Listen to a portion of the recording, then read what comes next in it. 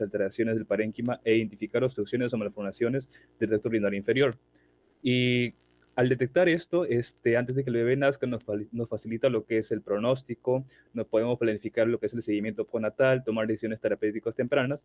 Y bueno, también estas malformaciones pueden presentarse solas o formar parte de otros síndromes que son un poco más complejos, ¿no? Lo que también demuestra que estas malformaciones tienen un origen multifactorial y su relevancia clínica está en su alta variabilidad, ya que podemos encontrarla desde formas leves hasta unas malformaciones inclusive más graves que son incompatibles con la vida.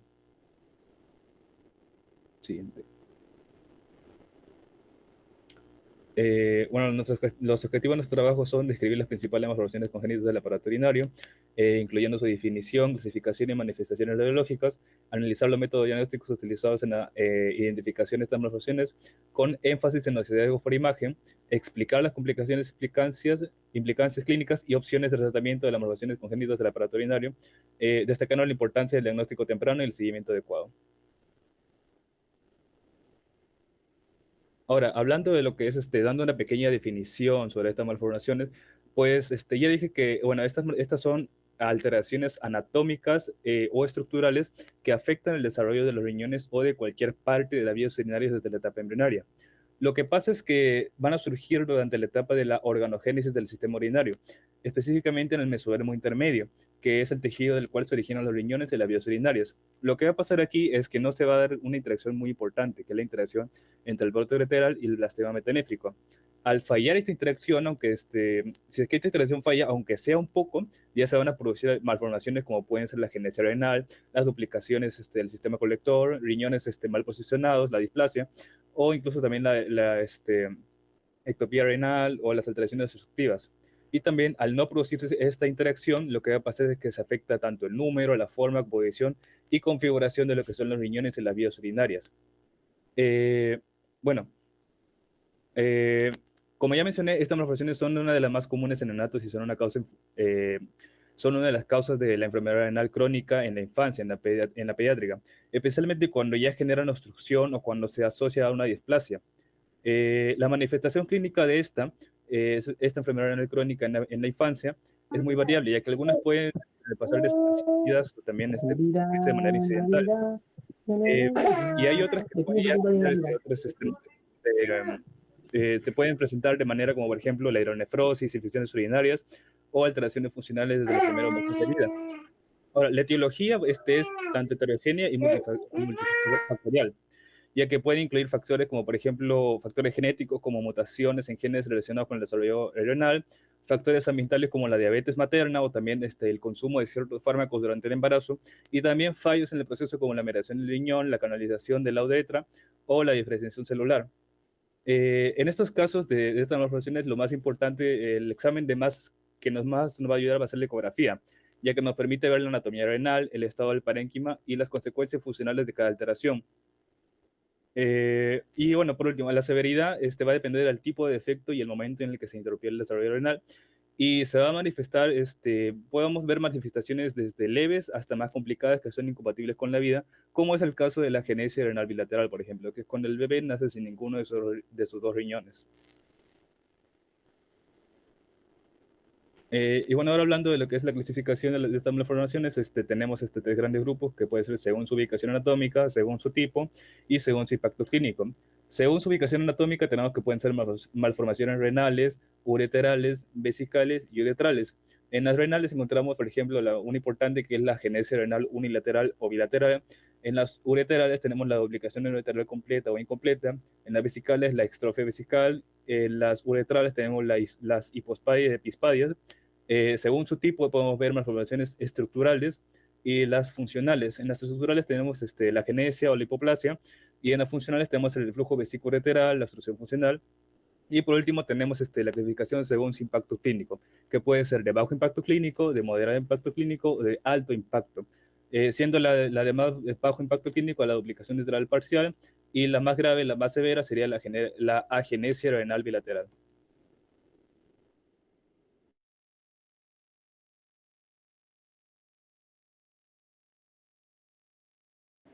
Ya. Doctora, ¿se me escucha?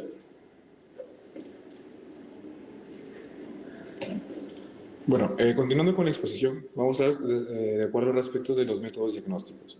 Primeramente, para conocer lo que es un método, por favor, regresa al anterior. Ya. Primeramente, para reconocer lo que es un método diagnóstico, tenemos que reconocer lo que es su importancia. Primeramente, ¿por qué es importante el método diagnóstico en estos casos? Es importante ya que debemos de conocer los métodos porque estas alteraciones son muchas veces que nos dan síntomas y al inicio ya no, pues tenemos que pasarlo desapercibido durante muchos años, sino que la identificamos a tiempo, en la que pueden provocar complicaciones serias como infecciones urinarias recurrentes, reflujo vesicouteral que vamos a explicar más adelante, y una hipertensión secundaria o hasta un incluso daño renal progresivo. Además, con cada método de imagen nos ofrece una información diferente, como por ejemplo la ecografía nos permite lo que es ver la forma y el tamaño del riñón y sin un tipo de radiación. Lo que es la tomografía pues nos ayuda a lo que es evaluar estructuras más profundas como un mayor detalle, y la resonancia pues nos muestra de una manera clara y anatómica de una función y bueno, sin contrastes agresivos. Saber usar cada método es cuando usarlo y qué información esperar en cada uno, y es clave para llegar a un diagnóstico correcto, pues no escoger el mejor tratamiento y pues prevenir algunas secuelas a largo tiempo o largo plazo. En resumen de todo ello es conocer bien estos métodos y pues nos permite detectar, clasificar y manejar adecuadamente lo que es las malformaciones urinarias y mejorando también lo que es su pronóstico de vida y la calidad de vida de nuestro paciente. En este caso, hemos visto lo que es algo de 7 tipos de métodos diagnósticos, como radiografía simple del abdomen, el ultrasonido renal, la urografía intravenosa, la tomografía computarizada, la resonancia magnética, la cistografía miccional, o CUM o BCUG por sus siglas en inglés, y también la ecografía tridimensional 3D y métodos avanzados. Siguiente. Bueno, acá tenemos lo que es la radiografía simple, también radiografía simple de abdomen o CUP. Primeramente vamos a ver lo que son 3 parámetros, vamos a ver qué evalúa, qué uso específico en malformaciones, solamente malformaciones y sus limitaciones. Primeramente vamos a ver qué es radiografía simple, o bueno, en sus siglas que es CUP también, que significa Kidney Ureter Bladder en sus siglas de inglés. Pues es una radiografía de la cual es un tipo abdominal que se utiliza para visualizar y, bueno, evaluar el sistema urinario, así como otras estructuras abdominales también, ayudando a diagnosticar, por ejemplo, también cálculos renales, obstrucciones intestinales y hasta otras afectaciones o afecciones.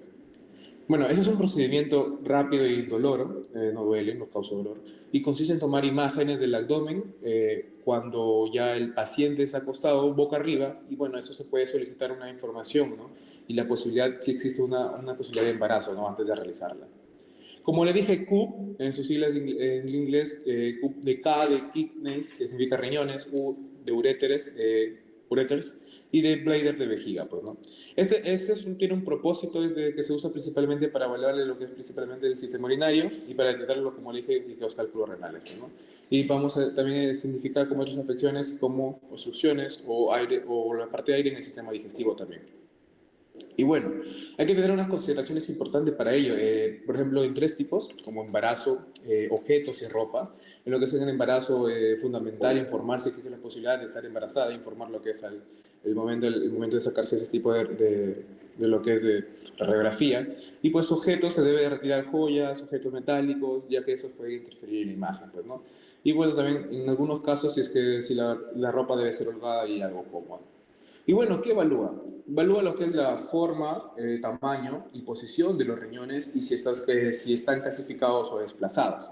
También, como les había mencionado, que se ve lo que es las posiciones de calcificaciones, la parte de cálculos, se ve también lo que es la litiasis, las calcificaciones de quistes también. Y pues también se dice que se ve lo que es el aire intestinal desplazado, que bueno, se puede sugerir como masas o riñones gigantes, un riñón gigante en pocas palabras, y también una sombra renal, pues, ¿no? En la parte del contorno renal. Y bueno, su uso específico en malformaciones, como bien dice ahí, riñón ectópico, riñón en herradura, duplicación renal. Riñón ectópico, pues la sombra renal baja, como les había comentado, la parte pélvica. Riñón en herradura, pues la masa central, desplazamiento de uréteres. Y la duplicación renal, bueno, a veces un aumento de tamaño, pero poca sensibilidad. En lo que es limitaciones, lo que es prácticamente que lo que no se puede hacer, no muestra el parénquima renal, no identifica uréteres ni vejiga, más que todo si solo tienen lo que es un contenido calcificado o muy distendido, y es poco útil para diagnosticar anomalías funcionales. Siguiente. El ultrasonido renal o más conocido como una ecografía renal. Más que todo, también vamos a ver en este caso tres parámetros, bueno, que evalúa qué tipo de emociones congénitas se detecta y sus ventajas. Es un examen médico no invasivo, ya que utiliza unas tipos de ondas sonoras para crear imágenes de los riñones, también uréteres y vejiga. Permite evaluar el tamaño, la forma y la ubicación de estos órganos. Además de ello, de detectar anomalías como quistes, tumores, obstrucciones o acumulaciones de líquido. Es una prueba muy segura ya que no requiere de preparación especial en lo que es en la mayoría de casos. Y pues este es el método de elección inicial en lo que es en la parte no invasiva, es sin radiación y pues es disponible y altamente útil, ¿no?, en la actualidad. Y bueno, ¿qué evalúa? Evalúa tamaño, forma y posición de los riñones, grosor y congenicidad cortical, y pues dilatación del sistema ciliar y lo que es la hidronefrosis, pues, ¿no?, en la parte de su evaluación. También se dice que evalúa la parte de los uréteres, los uréteres solo si están dilatados, si es que no me equivoco, y pues evalúa lo que es la vejiga, más que todo su volumen, la parte de grosor, residuos, pues, la parte de posmiccionales, y pues la presencia de quistes o masas, como les he dicho, y pues evalúa también lo que es el flujo Doppler, con Doppler, que es la estenosis, y una evaluación del flujo ureteral, pues, ¿no? Luego tenemos las malformaciones congénitas en que detecta. Tenemos la duplicación renal, el riñón multiquístico displásico y la hidronefosis por obstrucción. Por otro lado, también lo que he investigado es que también lo que detecta, bueno, se detecta lo que son las ectopías renales, lo que es el megauréter, que es el crecimiento de la parte del uretral, y la vejiga neurogénica, pues, ¿no? La vejiga neurogénica, que es en la parte del engrosamiento de la pared de la vejiga. Dos de sus ventajas es que evalúa la estructura y es útil en el control evolutivo. Y también es útil, o bueno, es una de las ventajas del primer examen en RNs, en regenocidos con hallazgos perinatales. Siguiente. Luego tenemos la urografía intravenosa, o también más conocida como en sus siglas IBU. Vamos a hablar también acá tres parámetros. Vamos a ver qué evalúa, en qué malformaciones congénitas detecta y sus desventajas. Para entender la urografía intravenosa, la urografía intravenosa es una prueba diagnóstica que se utiliza con rayos X, ¿ya? Y un medio de contraste para visualizar lo que es el sistema urinario, como por ejemplo, sabemos, riñones, sueltes y vejiga. Esto se inyecta un tinte a través de una vena y se toman como que radiografías a medida que el tinte se filtra. Y ya cuando ya se empieza a eliminar, ya por la orina, pues, ¿no? Lo que permite identificar principalmente obstrucciones, cálculos renales, tumores o malformaciones. Bueno, sus posibles, es que como tiene un posible efectos secundarios, vamos a tener lo que es sensación al calor, frío o sabor metálico al inyectar el contraste, reacciones alérgicas al contraste, pero las reacciones alérgicas son algo raras, pero algo así según que suele pasar, y posibles molestias en el lugar de la inyección, pues, ¿no? Como una tromboflebitis también. Y pues es desplazada parcialmente por una tomografía computarizada o por una resonancia magnética, pero eso aún es útil. ¿Qué evalúa? Evalúa la inyección, como bien dije, de contraste iodado, pues la morfología del sistema colector, la función estructural del riñón, el tiempo de excreción, el trayecto del uréter y la vejiga opacificada. Y en malformaciones congénitas detecta lo que es la duplicación renal, específicamente se visualiza una parte doble de pelvis y doble de uréter, después hacemos duplicación renal. La obstrucción uteropiélica, la obstrucción uteropiélica en la parte del retraso de excreción más la dilatación de la pelvis, y lo que es un uréter ectópico. Y también un riñón en herradura, que es en la parte de las pelvis mal orientadas, pues, ¿no? En las desventajas, uso contraste iodado requiere lo que es una radiación, y este no es apto en pacientes, es lo más específico, que debemos saber que no es apto en pacientes con función renal muy disminuida, con una insuficiencia renal. Siguiente. Luego vamos a pasar a la tomografía computarizada. La tomografía computarizada, vamos a evaluar cuatro parámetros, que es evaluar, que es lo que evalúa, en malformaciones congénitas que detecta, ventajas y limitaciones. Lo que es una tomografía computarizada, tenemos que saber que es un examen de diagnóstico también por imágenes que usa rayos X y computadora por la que crea imágenes detalladas de los riñones y las estructuras cercanas. Ese estudio es fundamental para detectar problemas como, por ejemplo, tumores, cálculos renales, quistes, obstrucciones, infecciones o también anomalías congénitas. Es el procedimiento que implica acostarse en una camilla y que se desliza dentro de un tomógrafo circular y en algunos casos se administra un medio de contraste por vía intravenosa para mejorar lo que es más, para que sea más nítido, para que se mejore la visualización. Acá en este caso, unas consideraciones importantes que debemos tener en cuenta es que podemos ver en pacientes del embarazo, alergias, problemas renales, y pues en el embarazo es crucial informar al médico, bueno, la personal médico, ya que es posible, ya que se debe evaluar un riesgo de exposición a la radiación, pues, ¿no? En alergia se debe informar al paciente que tiene alergias mediante el contraste o yodo o látex. En lo que es problemas renales, si se padece una insuficiencia renal, es importante mencionarlo porque ya que el medio de contraste intravenoso puede empeorar lo que es la función renal. Y bueno, ¿qué evalúa? Evalúa la anomalía detallada del riñón, uréteres y vejiga, relaciones vasculares renales, malformaciones complejas, y también se dice que evalúa lo que son las masas renales asociadas y la litiasis no visible en radiografía. En malformaciones congénitas tenemos lo que es este riñón ectópico, es una exacta posición y una vascularización, y riñón en herradura es un istmo, anomalías arteriales asociadas, la duplicación, que es un trayecto de ambos uréteres, y pues las obstrucciones complejas, pues, ¿no? En lo que es las ventajas, tenemos lo siguiente, que es reconstrucción 3D, alta resolución anatómica y útil lo que es emplenamiento quirúrgico, ¿no? Una de sus limitaciones es con radiación alta. ¿Qué quiere decir esto? Se limita especialmente tener cuidado en los niños. Contrastes de yodado, tener precaución, lo que ya les dije, de una insuficiencia renal. Siguiente. En lo que hace la resonancia magnética, vamos a ver tres tipos de parámetros, que es qué evalúa, qué ventajas y desventajas tiene. La resonancia magnética es la resonancia magnética y la urografía de resonancia magnética están relacionadas en sí. La urografía es un tipo específico de resonancia magnética para visualizar el sistema urinario, específicamente riñones, uréteres y vejiga. Esto utiliza imanes y ondas de radio y a menudo requiere contraste para obtener imágenes más claras del tracto urinario. La resonancia magnética es el término como que en general es para la técnica de imagen, mientras que la URM, que es de la resonancia magnética urográfica, es la aplicación específica para el tracto urinario, en pocas palabras. Y bueno, tenemos lo que ¿qué evalúa? Pues evalúa parénquima renal con alta definición, trayecto ureteral completo y obstrucción, y también lo que son evalúa las masas, y también se dice que evalúa la función de la excreción, consecuencias especiales, y pues vascularización sin necesidad de contraste yodado, ¿no? Ventajas en lo que es en la parte de las malformaciones, desde la primera elección en niños, hoy vemos una pequeña resonancia de un niño. Tenemos la primera elección en niños, en embarazadas y en pacientes con alergia al yodo. Eso es bien, bien importante, bien útil.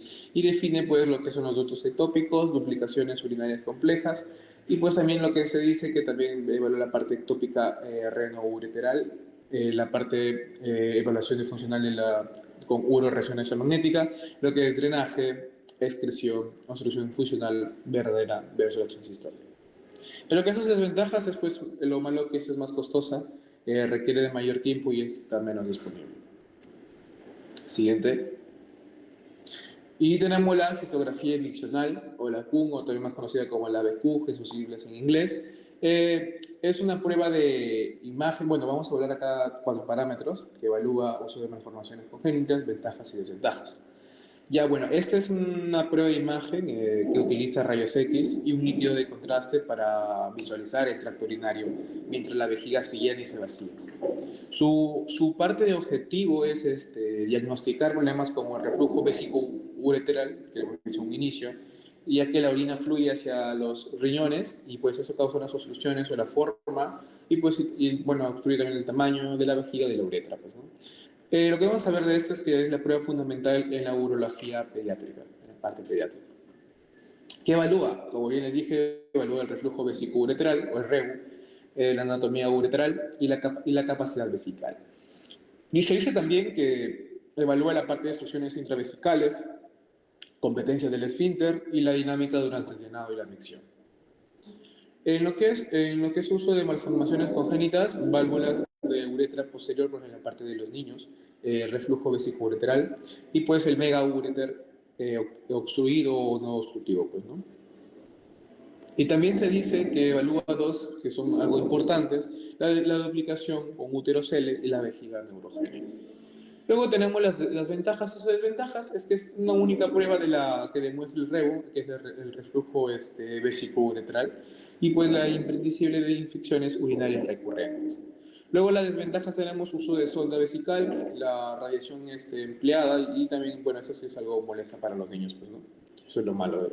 Siguiente. Y ya para finalizar esta parte de los diagnósticos, pues tenemos la ecografía tridimensional 3D y métodos avanzados. Bueno, tenemos acá de evaluar lo que son 3 parámetros que incluye ventajas y aplicaciones, lo que es la parte moderna, pues, ¿no?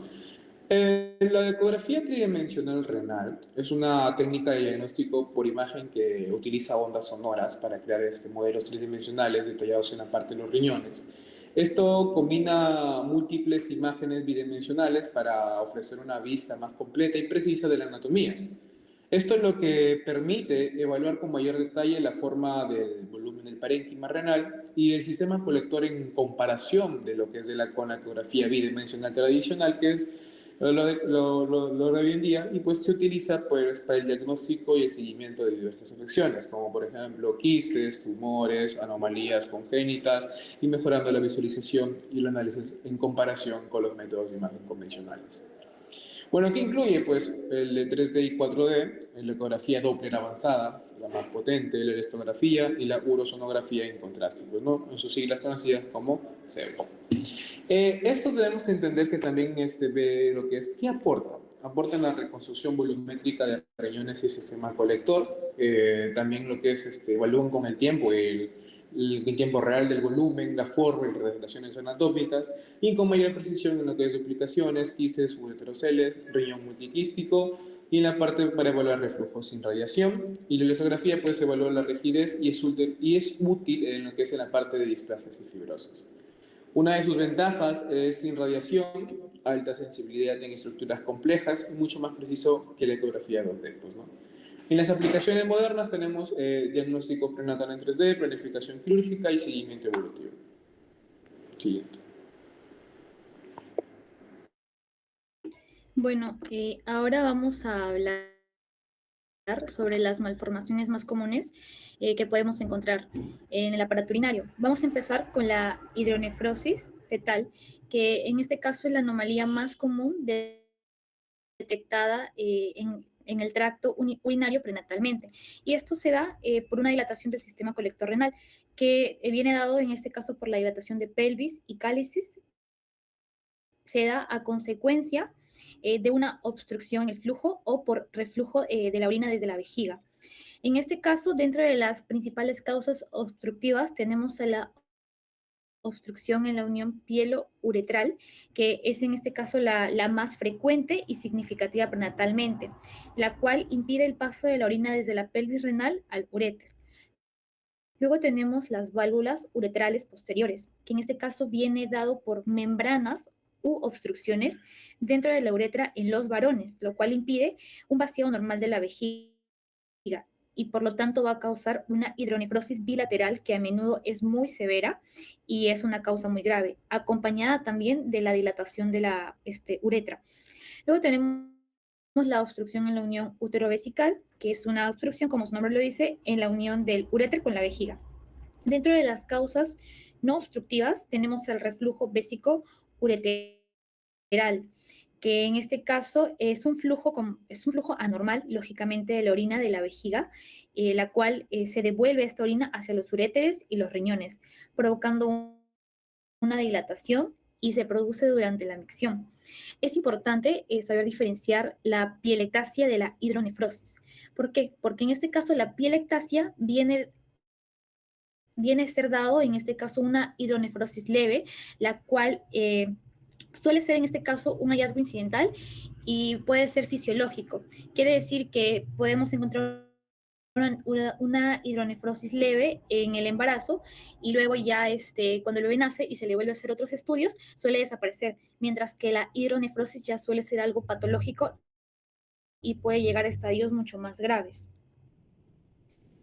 Bueno, dentro de los métodos diagnósticos tenemos en primer lugar a la ecografía, que es el método de elección, el cual nos permite evaluar la dilatación, en este caso, de las cálices y de la pelvis, la cual se va a ver, en este caso, de color negro. ¿Por qué? Porque el líquido es anecoico, como sabemos en la ecografía, y vamos a encontrar también alguna separación de las pirámides renales. También podemos evaluar los grados, lo cual lo vamos a ver en unas imágenes más adelante. En la primera imagen, en las imágenes superiores, podemos encontrar una ecografía normal de lo que sería en este caso los riñones en la etapa prenatal. Eh, También en este caso nos permite ver el parénquima. ¿Por qué? Porque en casos severos de hidronefrosis el parénquima muchas veces suele adelgazarse, lo cual ya indica un daño renal mucho más severo. Y también se puede ver otras estructuras, como en este caso el meuréter o también la vejiga. Y aquí es donde vamos a evaluar. En este caso, en la ecografía se puede establecer grados, en este caso de la hidronefrosis, ¿no? En el cual se clasifican a través de la Sociedad de Urología Fetal, en el cual en la primera imagen superior e izquierda podemos encontrar al grado 1, que es el grado leve, en donde solamente se va a ver en este caso la dilatación de la pelvis renal, y las cálisis y el parénquima cortical se van aún a mantener normal, como podemos observar. En la siguiente imagen vamos a encontrar en este caso una hidronefrosis grado 2, en el cual va a haber, aparte de dilatación de la pelvis renal, algunos cálices van a estar dilatados, como se puede observar. Luego vamos a la imagen inferior izquierda, en donde ya es una hidronefrosis de grado 3, el cual muestra una dilatación de pelvis renal. Todos los cálices van a estar dilatados y aplanados, pero aún encontramos la corteza renal normal o el parénquima cortical normal. Y por último tenemos ya el grado 4, que es en este caso una dilatación de la pelvis renal muy grosera, muy tosca.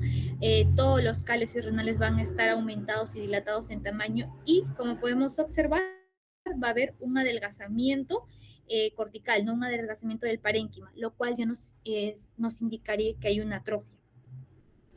Es importante también poder en este caso diferenciar en la ecografía.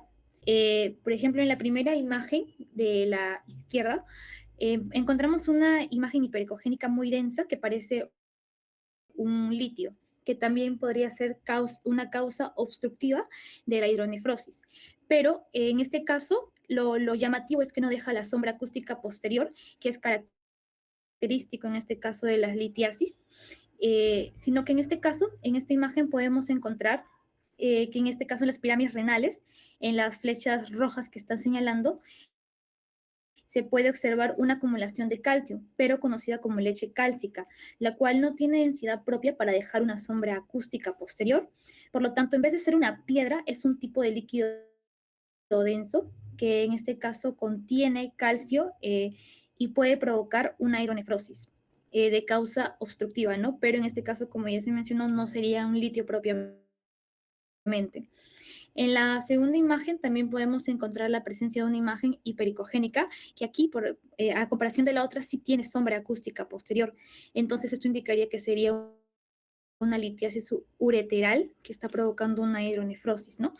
Y también en este caso podemos encontrar el uréter dilatado, que es el signo del mega uréter, que puede estar acompañado con la hidronefrosis.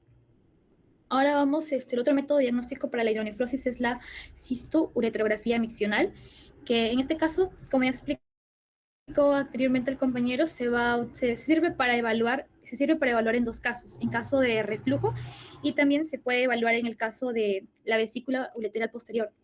En este caso, se clasifica en grados, el cual lo vamos a ver en las siguientes imágenes.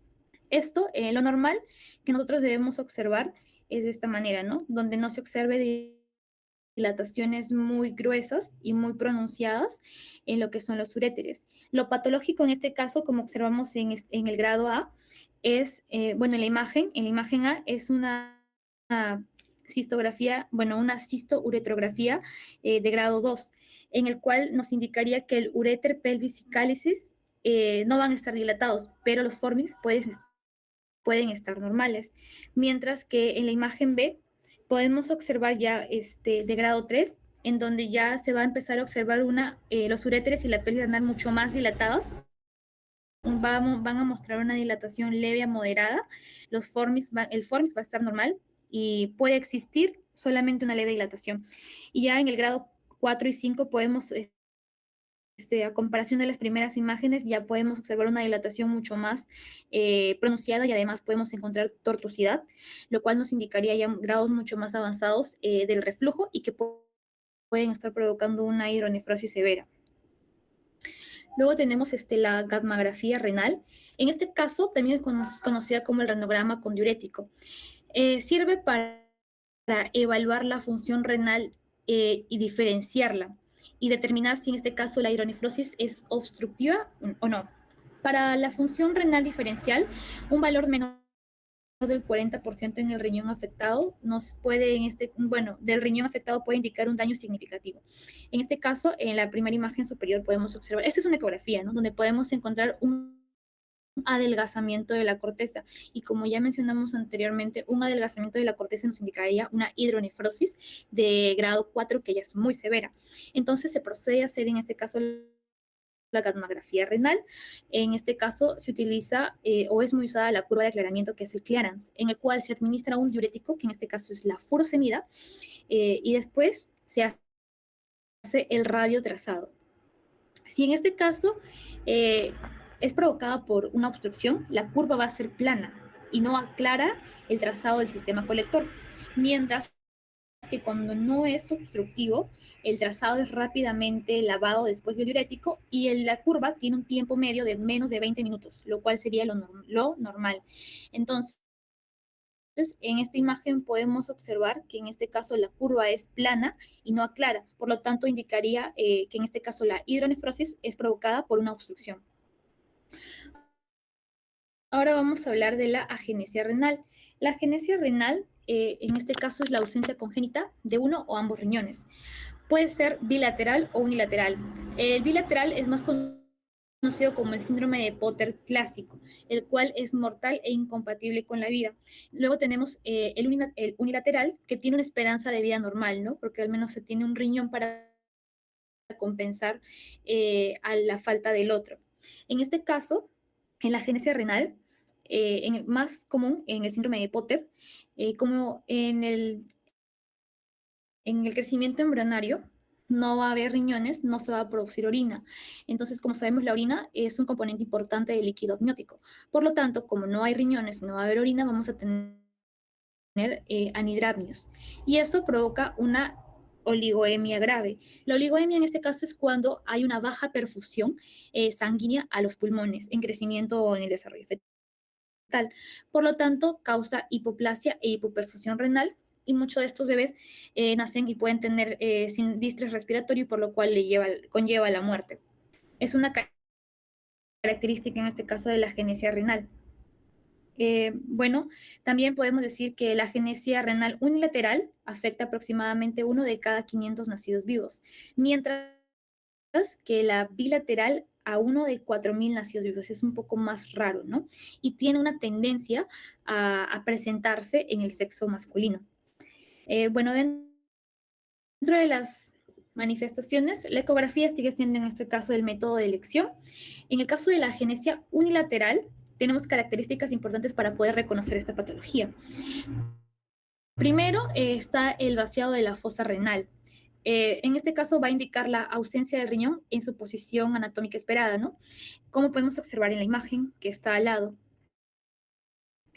Podemos observar que solamente hay un riñón y se supone que en el lado contralateral debería estar el otro riñón. En este caso no lo vemos. Aparte también Lo característico en estos casos es que no va a haber la ausencia, en este caso, de la arteria renal, que como sabemos, en este caso es rama directa de la aorta abdominal. Entonces, aquí también se suele utilizar la ecografía Doppler, porque en la ecografía Doppler podemos ver la ausencia de la arteria renal. Y como se observa, no se encuentra también en la primera imagen, por lo cual también es indicativo de que hay una agenesia renal.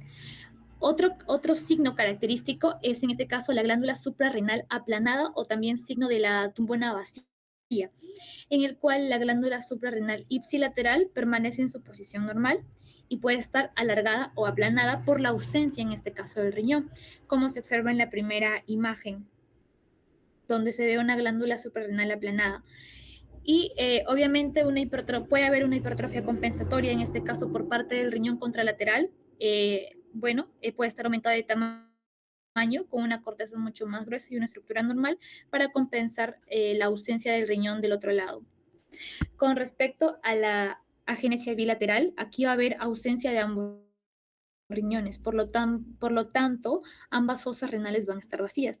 En esta imagen superior derecha podemos encontrar cómo debería de verse, en este caso, una ecografía de riñón normal. Como ya se mencionó anteriormente, tenemos en este caso a la aorta descendente, y cuál va a dar sus ramas, que en este caso son las arterias renales, ¿no? Entonces, lo que se espera aquí en la agenesia bilateral y con la ecografía Doppler es que no encontremos ninguna de las dos arterias renales. Aquí también va a haber un caso de oligohidramnio severo, ¿no? Que es la característica clave y que lleva al diagnóstico para una hipoplasia pulmonar. La vejiga, lógicamente, no va a ser visible o puede estar vacía porque no va a haber producción de orina. Y también en esta imagen, la imagen inferior derecha, podemos ver una ecografía de hipoplasia pulmonar. ¿Y cómo es que nos podemos dar cuenta? Porque en este caso va a revelar arcos costales que tienen forma de campana, como lo señala la flecha, lo cual es indicativo de hipoplasia en ambos campos pulmonares y también podría, en este caso, orientarnos a un diagnóstico de una agenesia bilateral en la etapa prenatal. También tenemos a la tomografía computarizada, pero ya la tomografía computarizada ya se realiza en pacientes adultos, ¿no? Lógicamente que tienen una agenesia unilateral. Entonces, las características es que se va a observar un solo riñón, conocido como el riñón solitario. El tamaño del riñón que exista puede estar aumentado de tamaño para compensar la falta del otro. Y con respecto al sistema urinario, se puede usar en este caso la Urotap con contraste, el cual nos puede mostrar la ausencia del uréter en el lado del riñón que falta, así como el trayecto del uréter existente y la vejiga. La gammagrafía renal también se utiliza para confirmar la agenesia frente a un riñón no funcionante.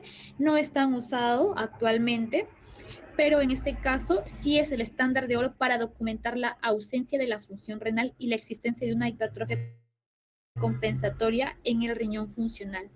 Se suele utilizar radiofármacos para poder observarlo mejor. Como se observa en la imagen, como hay una agenesia unilateral, solo se puede ver la actividad de un solo riñón y no del otro.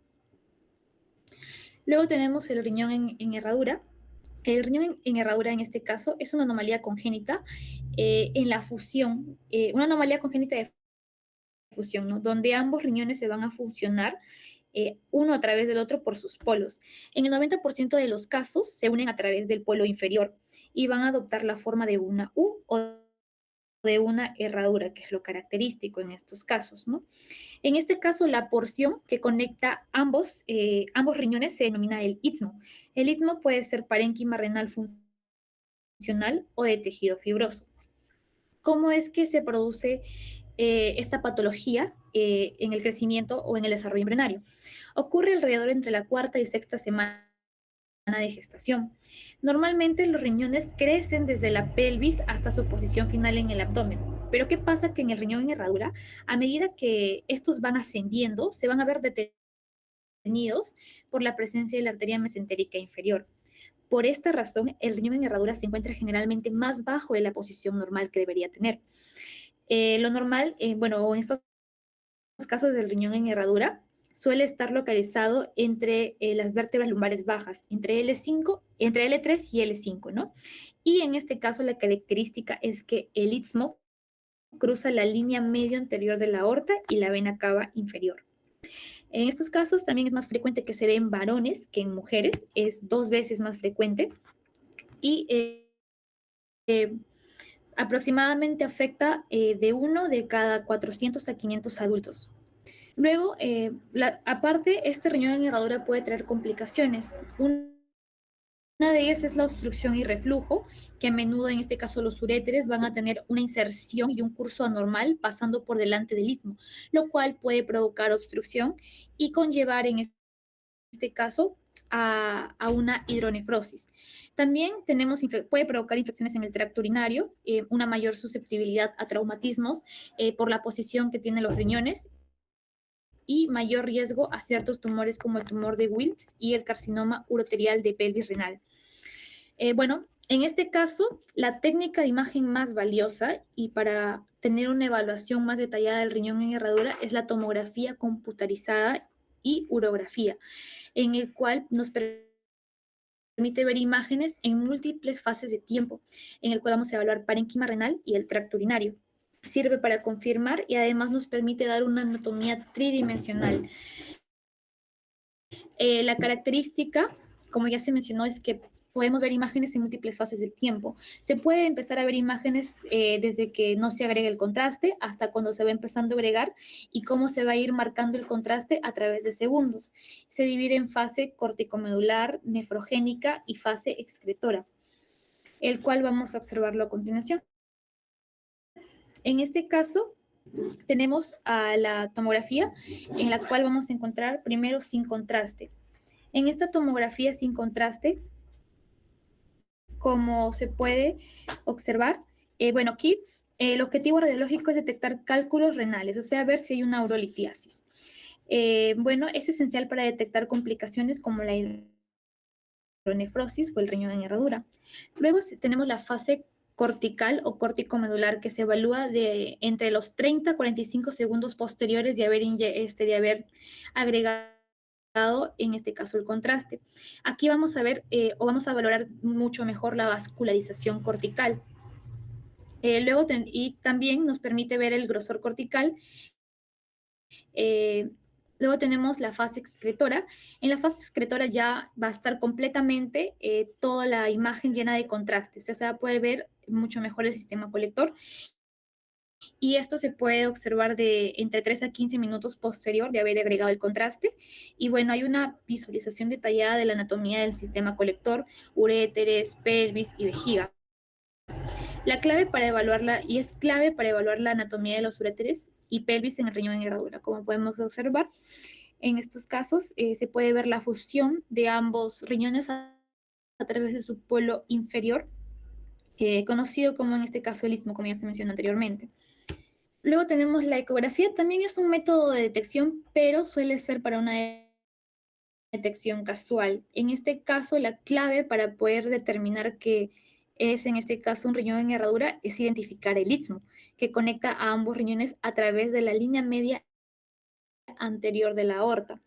Como podemos observar, aquí también se utiliza la ecografía Doppler, ¿no? Donde podemos ver, en este caso de rojo va a estar pintado la aorta y como podemos observar, ahí está la línea en el cual vamos a tener el istmo y la fusión de ambos riñones, como se puede observar en el trazado. Este es, en este caso, una imagen la cual ha sido tomada en un corte transversal a nivel de la línea media del epigastrio inferior.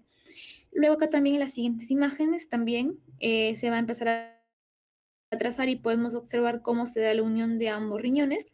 Podemos encontrar imágenes, bueno, o estructuras anecoicas, como el caso de la aorta, y también vamos a poder identificar a la vena cava inferior. Y así es como nosotros podemos identificar el riñón en herradura en la ecografía. Luego tenemos la fluoroscopía, o también conocida como urografía intravenosa. En este caso, también se va a inyectar un medio de contraste. La fluoroscopía actualmente no es de primera elección para poder identificar esta patología, pero también se puede realizar. Lo característico que podemos encontrar en la fluoroscopía es en este caso el florero invertido, en el cual también van pasando los minutos y se puede observar como en la última imagen ya la unión, en este caso, de ambos riñones. Eh, bueno, y ahora vamos a explicar sobre la duplicación renal. Bueno, doctora, siguiendo con la exposición, tenemos que tener en cuenta que la duplicación renal es una anomalía congénita que se da más frecuente en el tracto urinario, que consiste en que el sistema colector renal va a ser una duplicación anómala, en lo cual va a haber dos uréteres pegados que tienen sus propias pelvis renales, como pueden ver en la imagen. En implicaciones clínicas, tenemos de que hay un aumento del riesgo lo que es en el reflujo vesicoureteral, especialmente en lo que es el uréter a nivel de lo que es el polo inferior y formación de un uretocele e inserción ectópica de un uréter.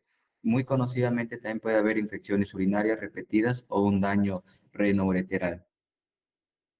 También aquí va a depender que la intervención quirúrgica depende del grado o de lo que es la disfunción renal que tenga.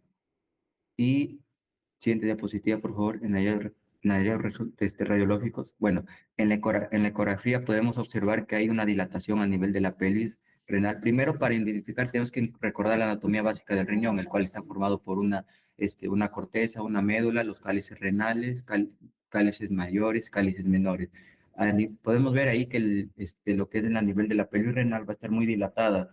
¿Por qué? Porque como va a formar un doble pelvis renal al haber una duplicación de lo que es el urétero, el sistema colector. En la uretrografía podemos observar ahí que la presencia de los dos uréteres que colisionan al mismo tiempo, los cuales se les va a llamar el signo de lo que es los lirios caídos. Siguiente diapositiva. Bueno, la ectopía renal se refiere que no un descenso anómalo de lo que es el riñón. O sea, embrionológicamente el riñón se encuentra a lo que es nivel de la pelvis renal, perdón, a nivel de la pelvis, lo cual va a tener que ascender al nivel de la fosa renal. Pero como pueden observar aquí en la imagen, no hay un descenso correcto.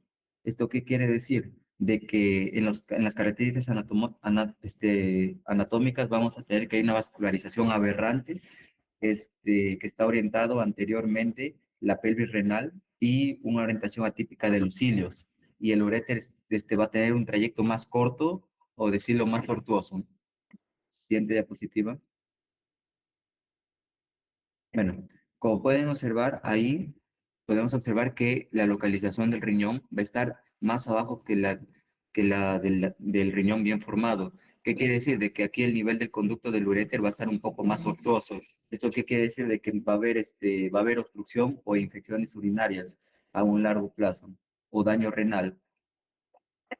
Siguiente diapositiva. En las válvulas uretrales es una patología en lo que se va a ver una formación de repliegues a nivel de la mucosa de la uretra posterior. Va a haber más que todo una obstrucción del paso de la orina. Es la causa más común de la patología. En las manifestaciones vamos a tener que hay una dificultad para orinar, una retención, por ende va a provocar lo que son infecciones recurrentes o una hidronefrosis y un daño renal progresivo a largo plazo, ya que va a haber un acumulamiento o una no correcta eliminación de la orina. ¿Esto qué nos puede llevar? A displasia renal o en una insuficiencia renal terminal. Siguiente diapositiva. Bueno, el examen de elección va a ser la cisturetrografía eh, funcional seriada, la cual nos va a ayudar a ver más que todo en tiempo real lo que es el grado de dilatación que va a tener la uretra o la vejiga.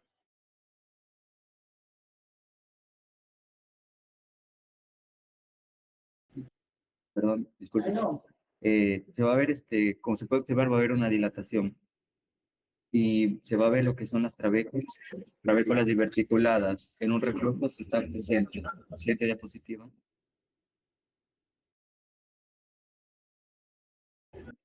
Bueno, En el reflujo sucroreteral, más que todo es el paso retrógrado, como venía explicando mi compañera, de lo que es la orina a nivel de la vejiga hacia el uréter, lo que va a generar más que todo una dilatación por un retorno inadecuado de la orina. Bueno, aquí vamos a tener en cuenta que tienen 4 grados, siendo el cuarto el grado el más severo.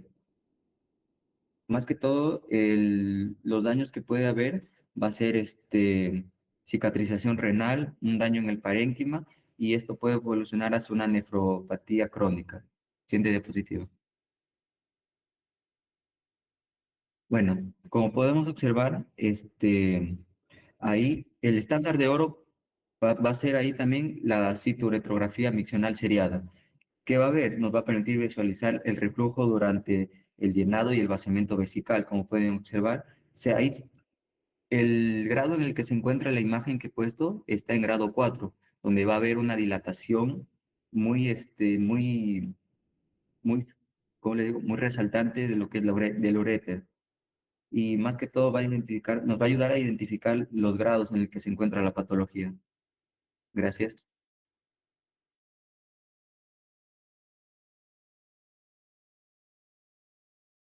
Bueno, ahora pasando con lo que son los aspectos radiológicos de la evaluación prenatal. Siguiente, por favor. Ya. Aquí, bueno, la ecografía prenatal es el método de elección para el cribado de las malformaciones congénitas del aparato urinario. Esto dado a su naturaleza, pues que no es invasiva, y su capacidad para evaluar la morfología y la funcionalidad renal a través del volumen del líquido amniótico, ¿no? Los hallazgos ecográficos claves que vamos a encontrar aquí en el embarazo va a ser como ya se había mencionado, la hidronefrosis fetal, que también es conocido como la dilatación del tracto urinario. Siguiente, por favor. Bueno, ahora pasando con la clasificación radiológica de la hidronefrosis fetal. Bueno, la primera clasificación, que ya se mencionó anteriormente, pero lo va a recordar, es la clasificación de la Sociedad de Urología Fetal, o SFO por sus siglas en inglés, la cual comprende los parámetros del grado, los hallazgos ecográficos morfológicos, el parénquima y el riesgo postnatal. Consta de 5 grados, siendo el 0 donde bueno, básicamente no hay dilatación de la pelvis renal ni de los cálices, el parénquima va a estar normal y el riesgo postnatal es bajo, ¿no? En el grado 1 solo se va a visualizar lo que es la pelvis renal. En la pelvis extrarrenal va a aparecer como una masa hipoecoica o anecoica justo fuera del riñón. El parénquima va a estar normal y el riesgo postnatal va a ser bajo. En el grado 2, la dilatación de la pelvis renal se va a observar y también se va a visualizar algunos cálices dilatados, pero no todos. El parénquima de igual manera va a estar normal y el riesgo postnatal va a ser de bajo a intermedio. En el grado 3 va a haber una dilatación de la pelvis renal y de todos los cálices, donde se va a formar un aspecto en flor marchita, como se puede observar, y el parénquima de igual manera va a estar normal y su riesgo postnatal va a ser de intermedio a alto. En el grado 4 una dilatación similar al grado 3, pero con un claro adelgazamiento del parénquima renal, o sea, una atrofia cortical. El parénquima va a estar adelgazado, atrofiado, y el riesgo postnatal va a ser muy alto. Siguiente, por favor. Y la segunda clasificación es la clasificación de la dilatación del tracto urinario, o por sus siglas en inglés, la UTD. Esta es una clasificación más moderna y detallada, ¿no? En la cual integra el diámetro de la pelvis renal con otros factores de riesgo como la dilatación de los cálices, el grosor del parénquima, la apariencia de los uréteres y la vejiga, ¿no? Donde se van a definir un nivel de riesgo antenatal y un nivel de riesgo postnatal. Y bueno, nosotros vamos a hablar sobre el antenatal, ¿no? En el antenatal tenemos 2 grados, el A1 y el A2 a 3. En el A1, en el grado 1, con respecto al diámetro de la pelvis renal anteroposterior, se va a considerar grado 1 cuando antes de las 28 semanas el diámetro sea de 4 a menos de 7 milímetros y de las 28 semanas hacia adelante el diámetro sea de 7 a menos de 10 milímetros. En el grado A2 a 3 se va a considerar cuando el diámetro antes de las 28 semanas sea mayor o igual a 7 milímetros y de las 28 semanas hacia adelante sea de mayor o igual a 10 milímetros. O también se considera cuando hay cualquier dilatación de los cálices o cualquier dilatación de los uréteres acompañado con un diámetro de la pelvis renal que sea mayor o igual a 4 milímetros o dilatación de los cálices. Y también cuando hay anormalidades del parénquima o de la vejiga o oligohidrácneos, ¿no? En la imagen se puede observar, en las imágenes de la derecha se puede observar en el A1, en la parte superior, es cuando es menos de las 28 semanas de gestación, ¿no? O sea, el diámetro va a ser de 4 a menos de 7 milímetros, y la inferior es de a partir de las 28 semanas. Y en el A2 o 3, la imagen de la izquierda superior es menos de 28 semanas, y la otra, la de la derecha, es de las 28 semanas hacia adelante. Siguiente, por favor. Ya, ahora, en cuanto a los ejemplos de las malformaciones con hallazgos ecográficos específicos, vamos a tener la estenosis de la unión ureteropiélica o ureteropélvica. Bueno, acá en los hallazgos ecográficos vamos a encontrar una hidronefrosis unilateral de grado 3 o 4, según la clasificación SFU, con un uréter no dilatado. También tenemos unas valvas de uretra posterior, donde vamos a observar una megavejiga, o sea, una vejiga dilatada y de pared engrosada. También vamos a observar ureterohidronefrosis bilateral y a veces el signo de la Keyhole, ¿no? Que es como enojo de cerradura que se puede observar ahí en la imagen. Y también vamos a encontrar displasia renal multiquística, la cual es un riñón reemplazado por múltiples quistes no comunicantes, donde tampoco se va a observar parénquima funcional. Y también la agenesia renal bilateral, que anteriormente se mencionó, la cual es la ausencia de visualización de ambos riñones, la cual se asocia a oligohidramnios severos, lo que nos indica un fallo en la producción de la orina fetal, ¿no? Bueno, aquí esta es una ecografía Doppler donde se puede observar la ausencia de las arterias renales, como había mencionado mi compañero, y también las fosas renales se encuentran vacías. Siguiente, por favor. Ya, ahora, indicaciones para el seguimiento postnatal. Primero, se le va a pedir lo que es una ecografía postnatal, ¿no? Donde se pide para regular la dilatación, que se realiza idealmente a los 3 a 7 días de vida. Lo que vamos a buscar aquí es confirmar la clasificación SFU o UTD, cualquiera, y también medir el parénquima residual, ¿no? En cuanto a la cistouretrografía misional seriada o CUMS, vamos aquí a descartar el reflujo vesicoureteral o patologías obstructivas infravesicales. En el reflujo vesicoureteral vamos a observar, vamos a visualizar una visualización de contraste que asciende desde la vejiga hacia el uréter o pelvis renal durante o después de la micción. En la gamografía renal con MAG3 vamos a evaluar lo que es la función renal diferencial y la presencia de obstrucción funcional. Vamos a buscar aquí lo que es la eliminación alterada o plana que sugiere obstrucción, ¿no? Para lo cual también se requiere la administración de un diurético. Y la gamografía renal con DMCA, aquí vamos a identificar la masa renal funcional y también detectar cicatrices renales, ¿no? Buscamos áreas focales de hipocaptación, o sea, la pérdida de la actividad, que no se corrigen en proyecciones oblicuas. Y la urografía por resonancia magnética, que esto se pide en casos complejos o sospecha de ectopía o duplicación, donde nos va a ofrecer una excelente anatomía tridimensional sin radiación. Y donde lo que se busca, bueno, es visualizar una visualización detallada de la anatomía del sistema colector y parénquima y los vasos, ¿no? Siguiente, por favor. Y para finalizar, vamos a hablar sobre las complicaciones asociadas a las malformaciones congénitas. Primero tenemos lo que es la insuficiencia renal. Para la evaluación radiológica de esta vamos a pedir primero una ecografía renal, ¿no? La cual es clave para medir lo que es el volumen renal, o sea, si son riñones pequeños, hipoplásicos o displásicos, y también evaluar el parénquima, ¿no?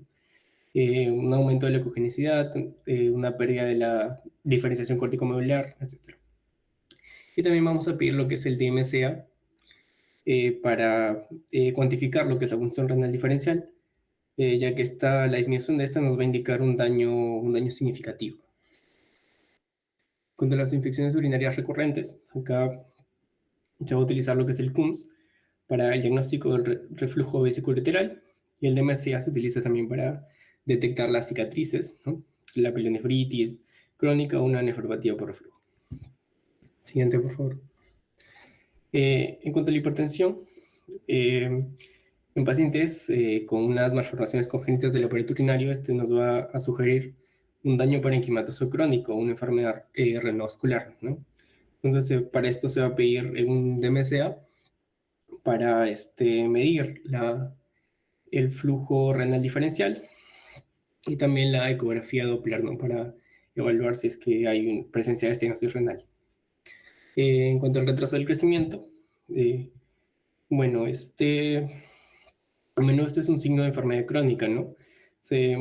Donde principalmente se va a monitorear la función renal y la progresión del daño parenquimatoso, ¿no? Esto se hace con DMCA, ahí se puede observar en la imagen dos riñones, donde el izquierdo se ve un poco pequeño y con una morfología alterada a diferencia del derecho.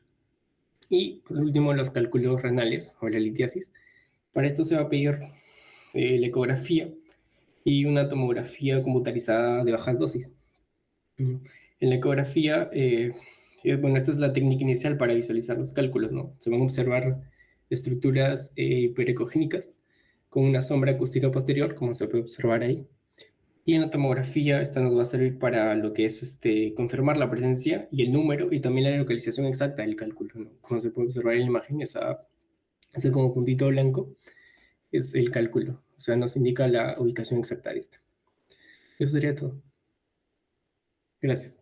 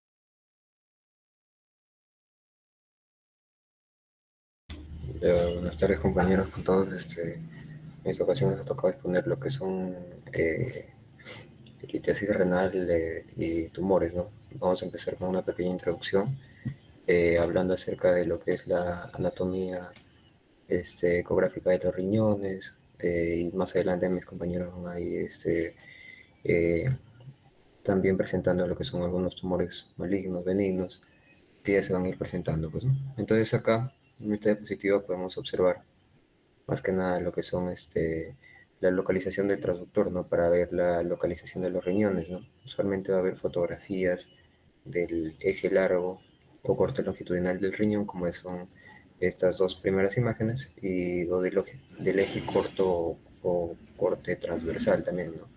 Lo que se va a valorar más que todo es el tamaño, en donde en un adulto pues la longitud va a ser de 10 a 12 centímetros aproximadamente, ¿no? Y el ancho va a ser de 5 a 7 centímetros, ¿no? Se busca más que todos que ambos estén localizados en las regiones lumbares, retroperitoneales de cada lado, ¿no? También vamos a valorar lo que es vamos a valorar lo que es sus bordes, ¿no? Deben ser bordes lisos, ya que pueden significar alguna patología, ¿no? Lo más importante también de que se debe ver es la relación entre la corteza con la médula, pues, ¿no? En riñones normales esperamos de que la corteza tenga un espesor de aproximadamente 13 a 25 milímetros. En pacientes jóvenes o menores de 60 años ya se espera pues que la corteza sea más gruesa y guarde alguna relación con eh, una relación con la aproximadamente de 1.6, ¿no? Ya en edades mayores de 60 años es muy común de que se vea la pérdida de la masa en la corteza, ¿no? Convirtiéndose en una relación con la médula ya no sería de 1.6, sino sería de 1.1 ya en este caso, ¿no? En la médula también se van a observar esas estructuras llamadas esas estructuras pirámides de Malpighi, pues no corresponde ahí en la imagen donde dice riñón izquierdo longitudinal, son esas estructuras hipoecoicas, no triangulares, cuyo vértice va a formar lo que es la papila, y un riñón normal va a tener de 5 a 11 papilas aproximadamente, ¿no? Y esta papila va a formar esa indentación que se le va a conocer como el cáliz renal, ¿no? Entonces la ecografía, pues es un método de estudio bastante rápido que sirve para evaluar más que todo la dilatación del sistema colector o hidronefrosis, para evaluar también la enfermedad litiásica. Aunque este no sea el método de elección, también sirve pues para valorar lo que son masas como quistes, tumores, que se van a evaluar mejor con una tomografía computarizada, ¿no? También se puede utilizar, por ejemplo, para la valoración de las arterias renales mediante Doppler, por ejemplo, en caso del estudio de la hipertensión arterial o en casos de intervencionismo para poder realizar biopsias, ¿no? Básicamente con la ecografía, ¿qué es lo que vamos a poder observar? Es el tamaño y la forma de los riñones, ¿no?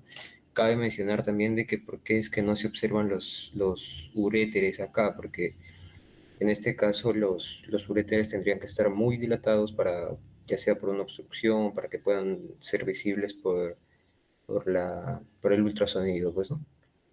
Siguiente diapositiva, por favor. Acá en esta otra diapositiva podemos observar en la primera imagen, se observa otra vez la corteza, la médula formada por lo que es las pirámides renales, además se observa lo que es esa estructura ecogénica o blanca que está en el centro del riñón, pues, ¿no? Y se le conoce como el seno renal. Va a estar compuesto por estructuras vasculares, tejido cognitivo, pelvis renal, y lo que le va a dar ese aspecto ecogénico al seno renal es la grasa, pues no ese es el que le da el aspecto ecogénico. En la segunda imagen también se va a poder observar el sistema colector, ¿no? Con su pelvis renal. Ese aspecto nos puede también parecer un poco dilatado, ¿no? Pero no es nada patológico porque puede corresponder a un paciente que está adecuadamente hidratado, ¿no? A veces también ese aspecto lo refieren como una dilatación del sistema colector, pero como lo mencioné, ¿no? Se debe tener cuidado de que simplemente quizás se está observando un paciente que se tomó 1 litro de agua antes de la exploración ecográfica, ¿no? O sea, no tendría que ver con ninguna patología. El aspecto ecográfico de los riñones también a través de la vida va cambiando, ¿no? Desde el neonato hasta ya la edad avanzada, ¿no? Por ejemplo, en neonatos se puede ver la corteza más ecogénica o más blanca, ¿no? Con algunas discretas lobulaciones fetales que todas tienen correspondencia con una pirámide en su interior, ¿no? Y esas pirámides van a ser muy prominentes en los riñones de los neonatos, ¿no? El seno renal prácticamente va a ser inexistente, ¿no? Ya que nos recordemos de que quien le iba a dar ese aspecto ecogénico iba a ser la grasa. Entonces, en la infancia, ya la corteza comienza a volverse más hipoecoica, el seno renal va a comenzar a tener más volumen y finalmente ya va a alcanzar a tener el aspecto del riñón adulto, ¿no? Y ahí vamos a poder observar la corteza, el seno renal ya se puede ver mucho más ecogénico, ya más blanco, ¿no? Y en la edad avanzada, el seno renal predomina, pues, ¿no? Ya habrá más grasa prácticamente y por su parte la corteza y la médula ya empiezan a perder bastante volumen, ¿no? Y ese intercambio graso también puede ocurrir, por ejemplo, en etapas más tempranas, ¿no? Más prematuras, por ejemplo, a los 40 años, en pacientes que tienen quizás diabetes mellitus ya se puede apreciar, ¿no? También comentar de que existen otros métodos de estudio, ¿no? Como por ejemplo la tomografía computarizada, y la resonancia, ¿no? Por ejemplo, la tomografía ya nos va a poder detectar cálculos al 100% y más que todo para poder diferenciar una lesión sólida de una quística. Y la resonancia, más que todo, para poder evaluar lo que es la extensión tumoral. Siguiente, ¿qué le toca? Bueno, en litiasis renal se caracteriza por la formación de cálculos a nivel del tracto urinario, ¿no? Las cuales se originan a partir de la cristalización de sustancias urinarias como es el oxalato de calcio, fosfato de calcio y ácido úrico, ¿no? Esos cálculos pueden variar en forma y tamaño. Entre los estudios imagenológicos que vamos a utilizar es la ecografía. La ecografía se caracteriza porque el cálculo va a tener una estructura hiperecogénica en las cuales va a estar bien delimitada, ¿no? Usualmente suele ser redonda y ligeramente aplanada, pero lo más característico a nivel de esta estructura es la formación de un artefacto que es un signo típico de litiasis, que es la sombra acústica. Esto se genera a partir de que de ultrasonidos no puede atravesar el cálculo, causando que el sonido rebote completamente y genere una sombra anecoica que se forma en la zona posterior del cálculo, ¿no? Como podemos ver en la imagen. En la segunda imagen vemos sobre todo múltiples cálculos o múltiples sombras acústicas, las cuales corresponden a una microlitiasis.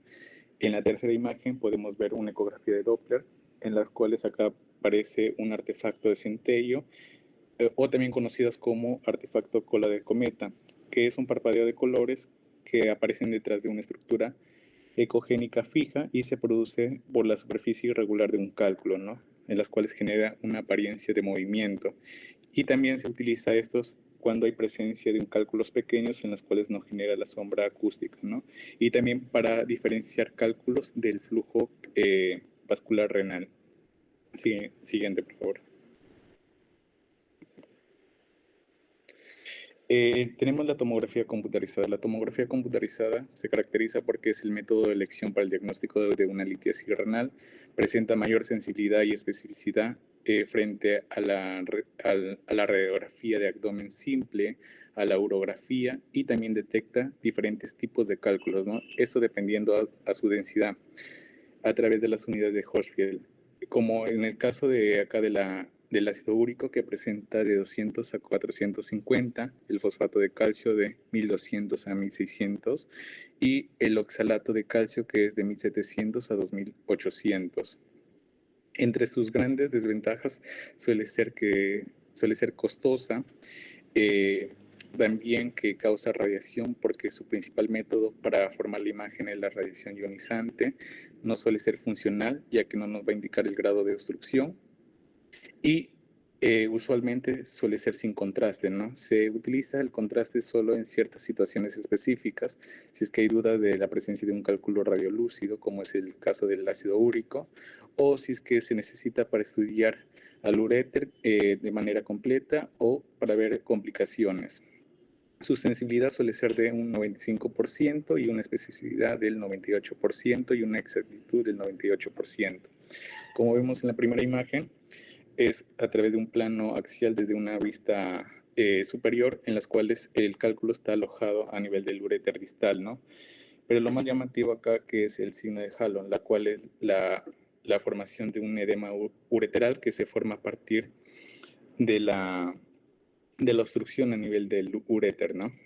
También tenemos acá a nivel del plano coronal, desde la vista frontal, también está alojado cerca a la unión uretero-vesical, lo que va a generar sobre todo una estriación de la grasa perirenal, y también va a haber un agrandamiento del riñón, ¿no? Y esto se debe a que son signos indirectos de inflamación producto de la obstrucción del sistema colector. En la última imagen vamos a ver que es la presencia de un cálculo a nivel de la pelvis renal. Esto se le denomina pilocaletesia, en las cuales va a provocar una hidronefrosis, ¿no? Por la acumulación de orina a nivel del riñón. Siguiente, por favor. También tenemos la resonancia magnética. La resonancia magnética no se utiliza como método de elección debido a su baja sensibilidad, ya que presenta una sensibilidad del 40 al 50%, ¿no? Es útil sobre todo para diferenciar de masas. ya que, o también es útil cuando no es disponible la tomografía computarizada en caso de embarazadas o pacientes que presentan alergia al contraste, ¿no? Entre sus hallazgos principales suelen ser que debido a que la resonancia magnética va a evaluar la intensidad, acá la imagen se va a ver hipotensa tanto en la secuencia T1 y la secuencia T2, pero mejor se ve en la secuencia T2, ya que esta imagen hipotensa, debido a que no genera señales, va a contrarrestar una imagen hiperintensa del parénquima, ¿no? Entre sus limitaciones, se caracteriza porque no puede detectar cálculos pequeños o cálculos muy densos como el oxalato de calcio, ¿no? Por eso se utiliza mejor la tomografía computarizada, y si es que se quiere sin radiación, utilizamos la ecografía. Siguiente, por favor. Entre sus diagnósticos diferenciales tenemos la pilonefritis, ¿no? Que es producido por una infección, en este caso por una infección de la Escherichia coli, en las cuales utilizamos esta imagen de ecografía para ver si es que hay presencia de un cálculo, ¿no? En las cuales se vería una imagen de una estructura hiperecogénica o la presencia del artefacto que es típico de la litiasis, que es la sombra acústica posterior. Pero como podemos notar, no hay nada, ¿no? Sino más bien hay un agrandamiento del riñón junto con un edema y una estriación de la grasa perirenal, las cuales no es típico de un patrón obstructivo, sino más bien típico de un patrón inflamatorio. También tenemos en el quiste renal, eso también es una masa quística benigna, en las cuales es un contenedor de agua, en la cual a nivel de la ecografía se va a ver una imagen anecoica, en las cuales presenta paredes finas, bordes regulares, y también lo más característico es el realce posterior, debido a que el haz del ultrasonido puede atravesarla. A nivel de la tomografía computarizada se caracteriza porque, como va a ser un contenido homogéneo, no va a ser sólido, a diferencia del cálculo, su densidad va a ser mucho menor, de 0 a 20 unidades de Hochschild, y también se diferencia debido a su estructura, ¿no? Siguiente.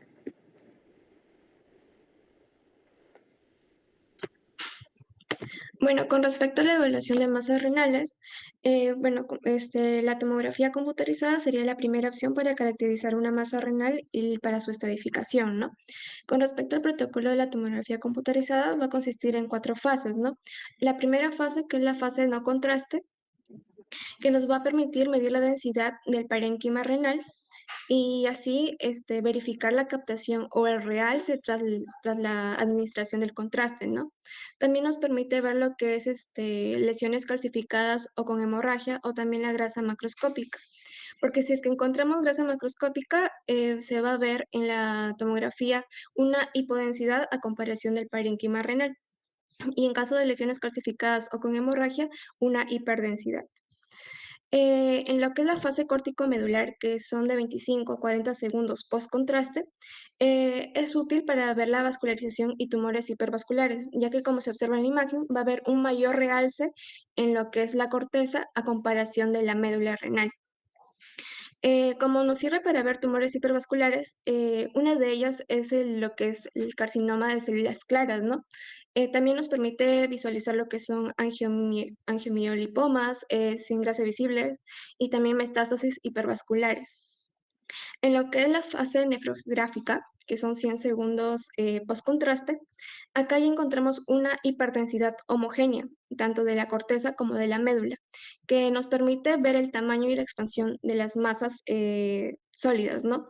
Y podemos detectar lo que es necrosis, hemorragia, infiltración, como también el carcinoma papilar de células renales, que vamos a encontrar una hipodensidad a comparación del parénquima, y también el carcinoma cromófobo de células renales, que ahí es una hiperdensidad leve, ¿no?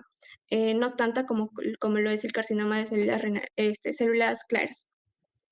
En la fase excretora, que es de 5 a 8 minutos post-contraste, acá, bueno, significa que el contraste ya ha sido filtrado por los glomérulos, donde va a haber una hiperdensidad en lo que es el seno renal, es decir, los cálices, pelvis, hasta los uréteres y la vejiga, ¿no?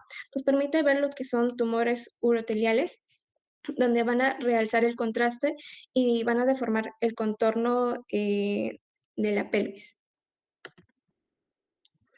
Bueno, como ya mencioné, la primera opción para ver lo que son masas renales tenemos a la tomografía, pero la resonancia magnética es útil para ver cuando hay un pseudo realce y comparar con un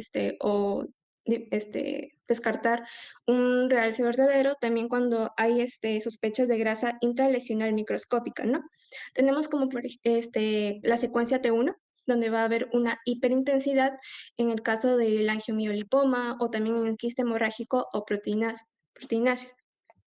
También tenemos a la secuencia fuera de fase, donde nos va a permitir diferenciar entre un carcinoma de células renales claras y un angiomiolipoma atípico, que suele haber una grasa microscópica, ¿no? En la secuencia T2 va a haber, en algunos casos, hiperintensidad cuando hay el carcinoma de células renales de células claras y una hipointensidad cuando es un carcinoma papilar o un angiomiolipoma pobre en grasa. Para diferenciar lo que son las masas renales, tenemos una secuencia, ¿no? Lo primero es determinar si la lesión es un quiste. Cuando la lesión es un quiste, no se va a realzar tras el contraste, ¿no? Pero en algunos casos, la densidad, cuando hay una densidad mayor de 70 unidades Hounsfield en la tomografía sin contraste, significa que puede ser un quiste hemorrágico. Luego de esto, continuamos con lo que es buscar una grasa macroscópica, ¿no? Cuando la diferencia de densidad es menor de 20 unidades Hounsfield. En este caso, si es que encontramos una grasa macroscópica, como se observa acá en la imagen, tenemos lo que es la presencia de un angiomiolipoma. Y si hay combinación de grasa y calcificaciones, debemos sospechar de que hay de un carcinoma de células renales. También debemos excluir imitadores de tumor, que pueden ser infecciones, infartos renales y que pueden simular las masas, ¿no? Pero generalmente aparecen con un contexto clínico. Y también, por último, excluir la metástasis y linfoma. En este caso, eh, vamos a ver que se relaciona con, ¿cómo se dice? Con una enfermedad sistémica diseminada.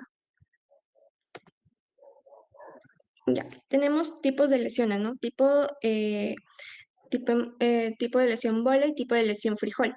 En tipo de lesión bola, como se observa acá en la imagen, va a haber una alteración del contorno renal, es decir, que la masa va a crecer de forma expansiva. Esto es característico en la angiomiolipoma, en carcinoma de células claras y también en el leucocitoma.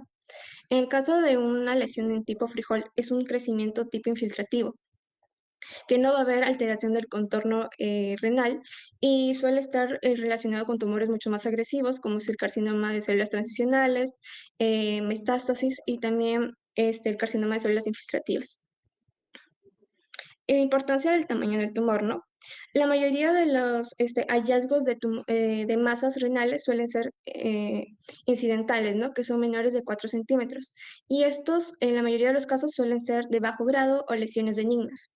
Algunos artículos nos mencionan que tumores menores de 3 centímetros tienen menor riesgo a metástasis, mientras que aquellos mayores de 6 a 7 centímetros tienen un 13% bueno, el 13% de los casos suele ser benignos y la mayoría es maligno, ¿no? Entonces, el tamaño tiene una relación con la malignidad. También tenemos lo que son las trampas diagnósticas iniciales. Acá tenemos lo que es la pseudomejora o pseudorealce y los pseudotumores, ¿no? El pseudorealce es un fenómeno observado en la tomografía computarizada en el que el quiste parece mostrar un leve aumento de atenuación después de la administración del contraste, pero como ya mencioné, la quiste no suele realzarse tras el contraste, pero esto sucede porque hay se produce realce, un falso realce debido al endurecimiento del haz, un defecto técnico generado por el intenso realce del parénquima renal que lo rodea. Pero ¿cómo confirmamos de que sea un pseudo realce y no un realce verdadero? Cuando el incremento de la densidad post-contraste es menor de 20 unidades Hounsfield. También tenemos lo que son los pseudotumores, que pueden ser por columnas prominentes de Bertin, hipertrofia de cortical focal o la joroba de dromedario. En este caso, vamos a observar masas que pueden alterar el contorno, pero bueno, este, sí, claro, alterar el contorno en ecografías o en tomografías sin contraste o en la fase nefrográfica. Pero para eso tenemos lo que es la fase corticomedular, que nos ayuda a diferenciar, ¿no? Porque acá vamos a ver estructuras eh, homogéneas que nos dice que es benigno, ¿no? También tenemos lo que son patrones de realce. Cabe recalcar que un realce va a ser cuando haya un cambio de densidad mayor de 20 unidades Hounsfield. Bueno, si hay un realce intenso, rápido y heterogéneo, suele ser característico del carcinoma de células claras, ya que este carcinoma suele ser muy vascular y heterogéneo, porque puede tener áreas de necrosis o hemorragia. También un realce bajo y lento suele ser característico de un carcinoma papilar de células renales, ya que en la mayoría de los casos es homogéneo y muy poco vascular. Un realce moderado, hablamos de un carcinoma cromófobo de células renales, ya que es más homogéneo y tiene sus márgenes más definidos. Y aquello sin realce puede ser un quiste, un trombo, una necrosis o una hemorragia. Y aquellos que tienen realce grasa, es decir, que sea hipodenso, hablamos de un angiomiolipoma. Ahora continúan mis compañeros. Bueno, continuando con la exposición, ya hemos podido ver un poco de lo que vendría a ser la introducción general a algunos tumores y ahora me va a tocar hablar de lo que vendrían a ser los tumores malignos, ¿no? Comenzando por el que vendría a ser el carcinoma de células renales. Lo primero que tenemos que saber es que este se considera el tumor renal maligno más frecuente, ¿no? Y es una lesión típica que tiene forma de bola, como ya mencionó mi compañera. Ahora, 50% de estos tumores son hallazgos incidentales en estudios de imagen realizados por síntomas no necesariamente relacionados con el tracto urinario. Es decir, que el 50% de casos son, digamos, hallazgos al azar, ¿no? Con respecto a su incidencia, se da entre 60 y 70 años. El subtipo más común en este caso es el carcinoma de células claras, seguido por el papilar y el cromófobo. Entonces, primero comenzando a hablar sobre el que vendría a ser el carcinoma de células claras, se considera el subtipo más común ya que 70% de las personas que presentan carcinoma de células renales es de células claras, ¿no? Surge de la corteza renal y pues suelen ser expansivos. Se trata de una lesión hipervascular, frecuentemente heterogénea, debido a que presenta necrosis, hemorragia, componentes quísticos o algunas calcificaciones.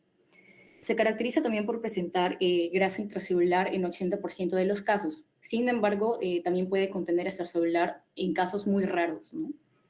Podemos estar viendo ahí una imagen en el centro de la diapositiva, en la cual tenemos un corte axial de tomografía computarizada de abdomen con contraste, donde en el riñón derecho vamos a apreciar una masa renal grande, heterogénea, con densidades mixtas, ¿no? Áreas más sólidas y otras menos densas, que pues básicamente parece distorsionar la arquitectura. Entonces ese vendría a ser el carcinoma de células renales de tipo de células claras, ¿no?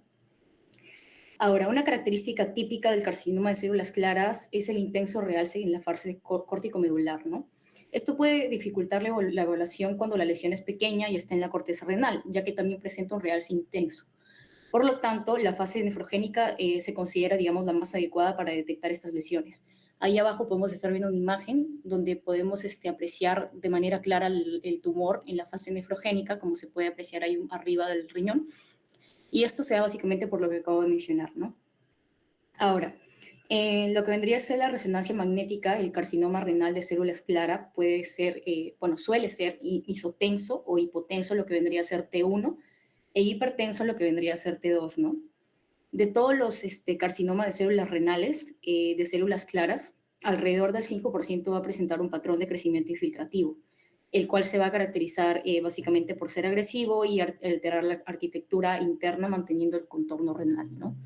Entonces ahí también tenemos una imagen un poco arriba del cuadrito que he puesto yo en la parte del carcinoma renal de células claras, donde se puede estar apreciando también en la fase nefrogénica la masa de forma clara, ¿no? Ahora, continuando con el otro subtipo, vamos a hablar de lo que vendría a ser el segundo más frecuente, que en este caso vendría a ser el papilar. Se considera el segundo más frecuente porque representa el 10 a 15% de todos los casos de carcinoma de células renales, ¿no? Estas lesiones en sí suelen ser homogéneas e hipovasculares, por lo que pueden simular quistes, ¿no? A diferencia del de células claras, digamos que el realce del carcinoma papilar puede ser muy sutil, con una diferencia de hasta 10 a 20 unidades de Hounsfield entre imágenes en realce y con realce, ¿no? En cuanto a la resonancia magnética, con frecuencia suelen ser iso o hipotensas en T1 e hipotensas también en T2, ¿no? Ahora, un dato importante es que los tumores bilaterales y multifocales se observan con mayor frecuencia en el carcinoma de células renales papilar que en otros tipos de carcinomas de células renales, ¿no? Bueno, continuando con la exposición, ahora vamos a hablar sobre lo que vendría a ser el último subtipo, que en este caso vendría a ser el carcinoma de células renales cromófobo, ¿no? Este va a representar el 5% de todos los carcinomas de células renales y básicamente se caracterizan por ser lesiones sólidas, bien delimitadas y a veces ligeramente lobuladas, ¿no? Bueno, este tipo de tumores puede presentar cicatriz central o patrón en rueda de radio, similar a lo que vendría a ser el oncocitoma, que ya va a hablar mi compañero más adelante. Y esto hace que no sea posible diferenciar este subtipo, o sea, el cromófobo, de un oncocitoma mediante imágenes, ¿no? También en este caso su intensificación suele ser homogénea y menos intensa que en el caso del carcinoma de células renales de células claras, y en la resonancia magnética puede ser similar a lo que mencioné del papilar, ¿no? Que en este caso vendría a ser iso hipotenso en T1 e hipotenso en T2.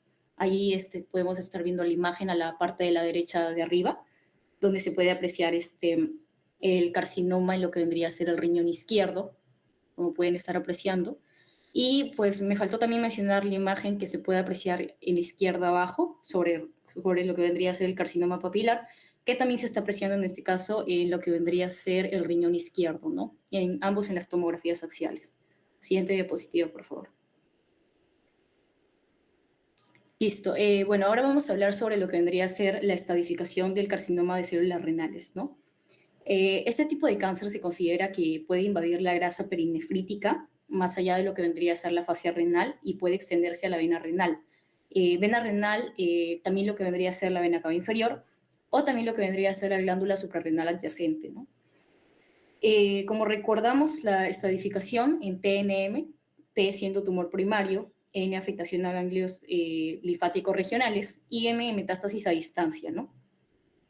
En el caso del estadio 1, tenemos que el tumor va a estar limitado a lo que vendría a ser el riñón y va a medir menos de 7 centímetros, ¿no? En el estadio 2, el tumor está limitado al riñón, pero mide más de 7 centímetros, ¿no? A diferencia del estadio 1. En el caso del estadio 3, el tumor va a crecer hacia el tejido perinéfrico, pero sin sobrepasar la fascia de Gerota, o existe trombo tumoral en una vena, ¿no? Y por último, en el estadio 4, el tumor invade la glándula suprarrenal ipsilateral o atraviesa la fascia, ¿no?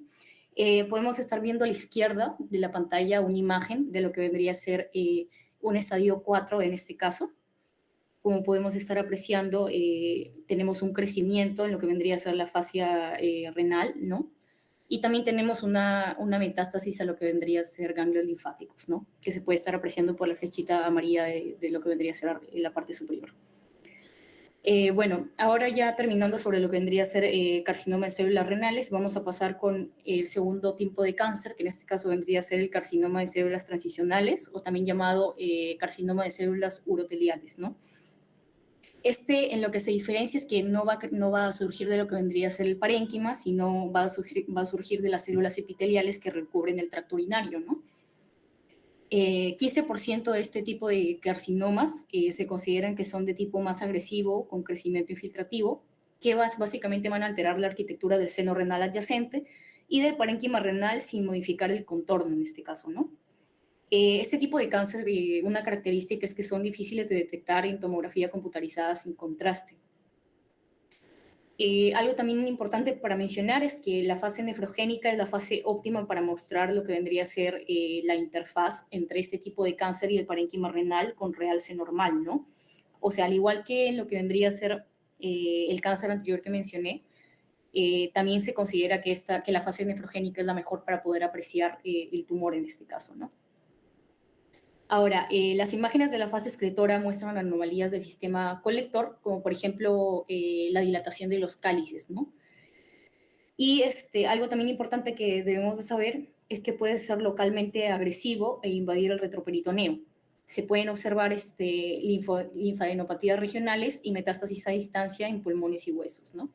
Ahí tenemos dos imágenes en la parte inferior, en la parte del medio de la pantalla, donde podemos estar apreciando con una flechita amarilla lo que vendría a ser el carcinoma de células transicionales, ¿no?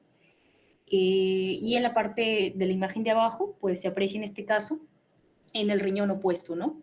En el caso vendría a ser el riñón derecho, en este caso. Continuando con el otro tipo, vamos a hablar de lo que vendría a ser el linfoma. Bueno, lo primero que tenemos que saber es que el riñón es un sitio extraganglionar frecuente de afectación linfomal, ¿no? Especialmente en el linfoma de subtipo no Hodgkin, en este caso. La afectación primaria como tal del riñón no es muy frecuente, o sea, es más común encontrar un linfoma que sea por afectación extraganglionar, o sea, secundaria a otro tumor, ¿no? Y el linfoma renal generalmente se va a presentar como masas múltiples que realzan poco, pero también puede presentarse como tumores retroperitoneales, ¿no? Ahí tenemos dos imágenes, en lo que vendría a ser el apartado justo del linfoma, donde con las flechitas pues está resaltando lo que vendría a ser linfoma de células B en este caso, con afectación renal, como podemos estar apreciando en la parte superior, y también con afectación ósea, ¿no? Ahora, también tenemos en la imagen inferior donde podemos estar apreciando un agrandamiento difuso de ambos riñones en un paciente que pues presenta linfoma, ¿no? Por último, para hablar del último tipo de tumor maligno, bueno, no tumor maligno, sino ya más una complicación, que vendrían a ser las metástasis renales, ¿no? Las cuales, bueno, como nosotros sabemos, las metástasis suelen aparecer en etapas tardías de lo que vendría a ser el curso de una neoplasia maligna conocida, ¿no? En este caso, las neoplasias malignas más frecuentes, primarias más frecuentes, que hacen metástasis en el riñón, vendrían a ser el tumor de pulmón, el de mama, tumores gastrointestinales y el melanoma, ¿no? Esos son los 4 subtipos más frecuentes. Estas metástasis pues se consideran que suelen ser pequeñas, multifocales y bilaterales, con un patrón de crecimiento, digamos, infiltrativo, ¿no? Como podemos estar apreciando en la imagen, tenemos en ese caso una lesión infiltrativa en el polo inferior del riñón derecho, ¿no? Que está señalado ahí con una flechita, que digamos que ha crecido considerablemente 6 meses después. Ahí podemos ver la comparación en lo que vendría a ser la imagen inferior, con una linfadenopatía extensa, ¿no? Esto básicamente es hallazgo de lo que vendría a ser una metástasis de un carcinoma pulmonar, ¿no? Según lo que nos explica el artículo. Podemos ahí, como ya mencioné, contrastar lo que vendría a ser la metástasis 6 meses después, ¿no? Ahora, también tenemos una imagen abajo que he puesto, en la cual es básicamente un paciente que presenta cáncer de pulmón, ¿no? En esta imagen se observa metástasis en lo que vendría a ser el riñón izquierdo en este caso, que está para la parte derecha, como ya sabemos que es la parte contralateral, y también múltiples metástasis en ganglios linfáticos, los cuales son señalados por las flechitas amarillas, ¿no? En este caso 2 flechas amarillas. En la otra imagen que está para la derecha también se puede apreciar en este caso la metástasis en el riñón izquierdo también, y ambas corresponden al mismo paciente, ¿no? Que es un paciente con cáncer de pulmón. Y metástasis a riñón. Gracias.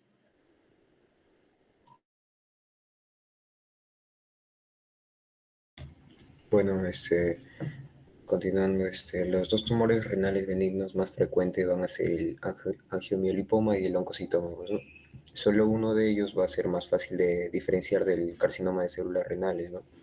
En este caso, el angiomiolipoma viene a ser el tumor renal más común, ¿no? Va a estar formado por grasa, músculo liso, endotelio. Puede ser esporádico, o puede también estar asociado a algún síndrome, ¿no? Como es el angiomiolipoma hepático o la esclerosis tuberosa. Los angiomelipomas hepáticos, estos sí van a contener lo que es grasa y los hace diferenciables, ¿no? Por imagen de un carcinoma de células renales, ¿no? El cual rara vez llega a tener tanta grasa. Ya por la tomografía computarizada, ya tienen la misma densidad que la grasa, ¿no? Se van a ver esas bolitas negras ahí que señalan las flechas rojas, que se va a ver como la grasa peritoneal, ¿no? Que es la grasa que está alrededor de color negro, pues, ¿no? Hipodenso.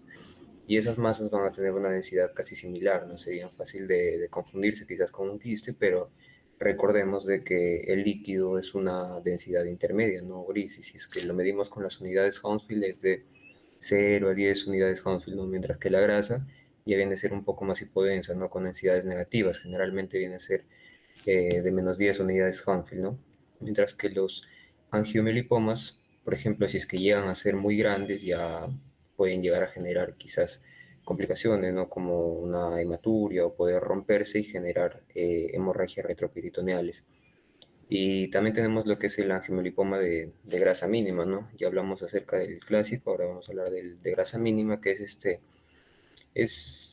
va a representar solamente el 5% de los angiomielipomas de los angiomielipomas, ¿no? O sea, no va a mostrar grasa en la tomografía computarizada porque puede ser microscópica o quizás ocultarse por la hemorragia. En la resonancia magnética, sin embargo, también puede sugerir quizás grasa microscópica, pero no va a ser específico, ¿no? Y por eso no puede llegar a confundirse quizás con un carcinoma renal, ¿no? Esta variante pues es rara, difícil de distinguir de un cáncer renal, pero requiere estudios más precisos, ¿no?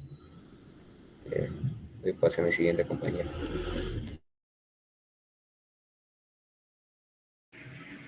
Ya. Yo hablaré del oncocitoma, que es el segundo tumor benigno más frecuente a nivel renal, entre un 3 y 7% de los tumores son oncocitomas. Las calcificaciones en un oncocitoma son poco frecuentes. El tumor suele ser solitario, multifocal o bilateral y tiene un diámetro que va desde los 2 a 12 centímetros. Y en menos del 10% de los casos, el oncocitoma y el carcinoma de células renales se presentan simultáneamente. Pasa siguiente. Ya. Sus signos imagenológicos típicos, como había dicho, es una masa sólida, bien delimitada y homogénea, no es heterogénea y no tiene necrosis ni hemorragia, habitualmente. Puede presentar, pero rara vez. Uno de sus signos más claros que nos orienta a lo que es el diagnóstico de un oncocitoma es la cicatriz central en forma estrellada, que la pueden estar observando en la flecha rojita, ¿no?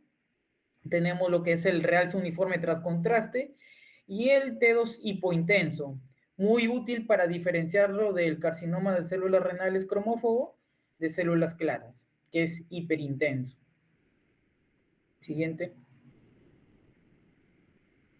Ahora, ¿cómo diferenciamos un carcinoma de células renales de un oncocitoma? Pues como ya había dicho, el oncocitoma es un tumor renal ordenado, organizado, homogéneo, con bordes nítidos, con lo que presenta la que es la cicatriz central y sin tendencia a invadir. Caso contrario, lo que es el tumor, el carcinoma de células renales, que presenta calcificaciones, necrosis, crece rápido, sangra, invade y se desorganiza. Y obviamente es hiperintenso. Como pueden estar observando, la primera imagen obviamente es un diagnóstico de oncocitoma, porque ahí observamos lo que es la cicatriz central estrellada. En lo que es la imagen D, también podemos observar, como ya ha mencionado una de mis compañeras, lo que es el patrón encapsulado, que es típico de lo que es un carcinoma de células renales, pero en la imagen B y la imagen C son prácticamente indiferenciables y indiferenciables a simple vista, pero una cosa que hay que tener en cuenta que es que en los oncocitomas, si es que se presentan calcificaciones, serán calcificaciones centrales, como se puede observar en la imagen B. Y si son calcificaciones periféricas, me orienta más a un patrón de carcinoma de células renales, como la imagen C. Pasa siguiente. Ahora, las lesiones que simulan el tumor, primeramente para pedir lo que es un estudio imagenológico de lesiones que simulan el tumor, en el caso de una ITU, si no me cumple con cualquiera de estos tres criterios, pues no puedo solicitar un estudio imagenológico, ¿no? Primeramente, si mi paciente tiene que ser menor de 3 años. si el paciente tiene recaídas sucesivamente y si el paciente no responde al tratamiento después de 72 horas, en el caso de la pielonefritis. Continúa. Entre sus signos imagenológicos de la pielonefritis tenemos lo que es la estriación perirrenal, que son líneas de densidad aumentada en la grasa alrededor del riñón, que es un signo claro de inflamación, ¿no? Como pueden estar observando en la línea amarilla. Tenemos áreas de realce parchado o parchado, que son zonas que sí captan contraste, mezcladas con zonas que no lo captan. Tenemos las áreas hipodensas triangulares mal definidas y el aumento, obviamente, del tamaño renal. Continúo. Tenemos lo que es el infarto renal, que suele ser consecuencia de una enfermedad cardiovascular tromboembólica, y cuando el riñón está infartado por completo, pues este se va a agrandar y presenta baja atenuación, seguida posteriormente de la atrofia. Continúa. Ahora, tenemos también lo que es el pseudorealce, que ya ha mencionado una de mis compañeras, ¿no? Que es un aumento artificial de las unidades Hounsfield y en un quiste renal cuando se hace la tomografía con contraste, pero el quiste no está realzado realmente, y esto ocurre gracias a lo que es el contraste iodado en la pelvis renal, en las cálisis o parénquima, que modifica el espectro del rayo, y esto genera una falsa elevación dentro del quiste. Continúa. Y para culminar tenemos la joroba de dromedario, que es un abombamiento focal del contorno renal, típicamente en el riñón izquierdo, causado por la columna de Bertin prominente. Es una variante anatómica normal, no es una masa en sí. Y esto se puede confundir con un tumor, ya que protruye hacia afuera, tiene aspecto de masa en ecografía y es isoatenuante, ¿no?, al parénquima renal. Gracias.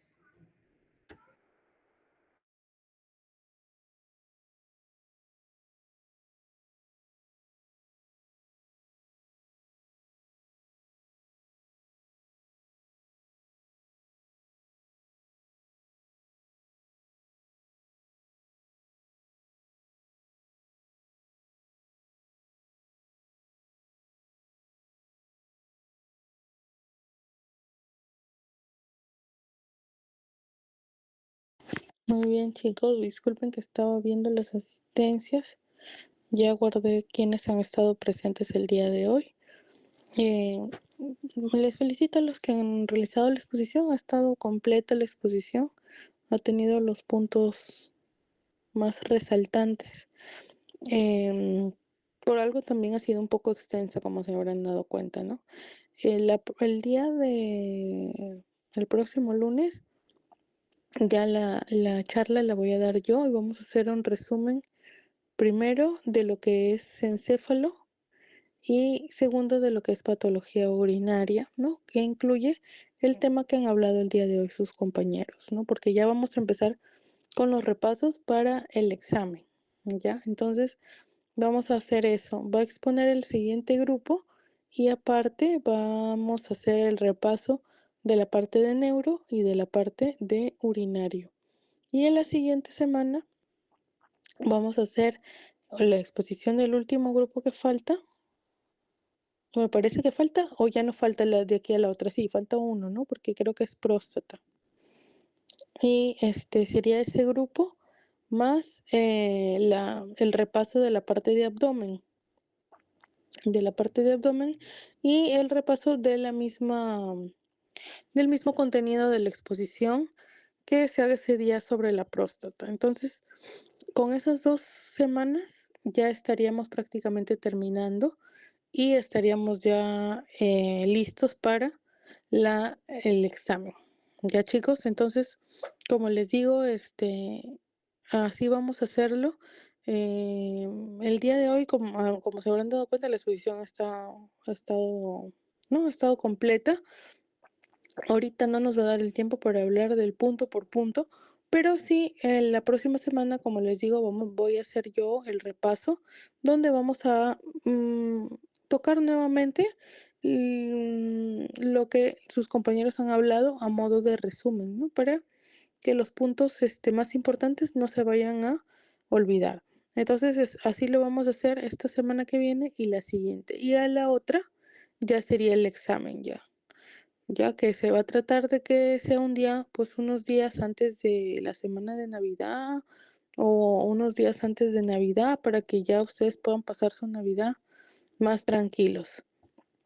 Ya chicos, entonces así lo vamos a realizar. ¿Están de acuerdo? Sí, está bien, doctora. Sí, doctora, muchas gracias. Sí, doctora. Ya chicos, genial. Entonces, me envían su exposición, no se olviden, el día de hoy. El grupo que he expuesto, me lo envía el correo. No sé si ¿Puede lo tienen todavía, pero doctora? ahorita... ¿Cómo? ¿Lo puede escribir en el chat? Sí, Disculpe su ahorita lo correo. escribo. Ahorita lo escribo para que lo tengan.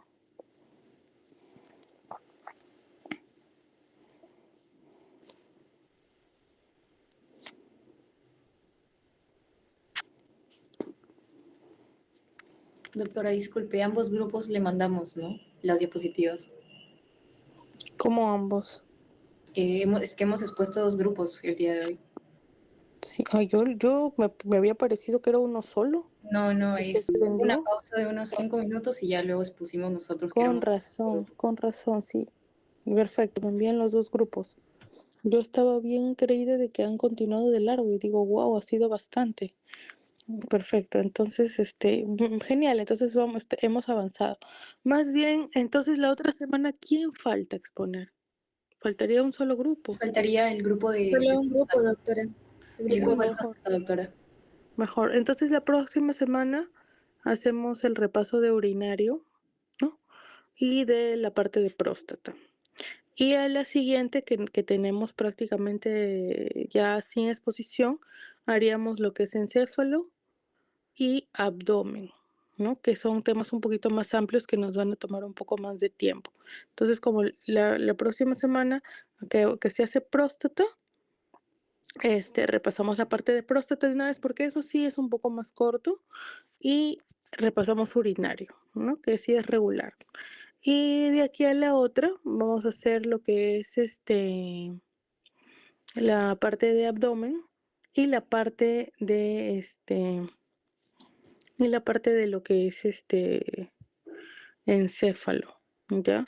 Y si nos alcanza el tiempo, repasamos un poquito de fracturas. Doctora, disculpe, encéfalo fue la primera unidad, si no me equivoco. ¿Con ustedes sí logramos terminar todo Sí, en la claro. primera unidad? Sí, Ya. doctora. Con Sí, los doctora, chicos sí. de la otra aula, no llegué a hacerles encéfalo durante la primera unidad, quedó para la segunda pendiente. Ya, entonces ya ese tema ya estaría con ustedes, ya no se tocaría, pues, ¿no? Y mejor que me hayan hecho acordar. Y estaba creída de que estábamos a la par con el otro grupo. Pero si es que no fue así, entonces hacemos esta semana que viene próstata, uro, y la otra haríamos músculo esquelético y abdomen, y quedaría ahí. No, les conviene más bien, son varios temas de encéfalo que ya se habrían tomado para el examen anterior. ¿Ya, chicos? Sí, doctora, muchas gracias. Gracias. Muchas gracias. Ya, chicos, genial. Más bien, gracias porque me han hecho recordar de que con ustedes sí incluyó encéfalo en el examen. Con el otro grupo no se logró incluir encéfalo. Y vamos a tener que verlo para este ciclo. Van a entrar en ello. En ese caso, van a entrar más temas, pues, ¿no? En el examen Doctora, de... entonces el examen sería el día 22, ¿no? Después de, o sea, Claro, 2 semanas de repaso y luego la siguiente ya vendría a ser el examen. claro, sería el 22. Ya, listo, gracias. Ya, muy bien. Quedamos entonces, chicos. Ya nos vemos la próxima semana, como les dije. Ya tengo quienes han ingresado el día de hoy porque he estado tomando captura de las personas que estaban conectadas para ya no tomar listas. Liler, levantó la mano. No, doctora, solamente gracias también por la aclaración, ¿no? De que está haciendo de los exámenes del encéfalo, eso que estaba entrando y lo que no, lo que va a entrar, ¿no? En la Claro, segunda sí. unidad. Claro, para ustedes no va a entrar encéfalo. Ya entra solamente uro, músculo esquelético, abdomen y próstata. Nada más. Eso sería para ustedes.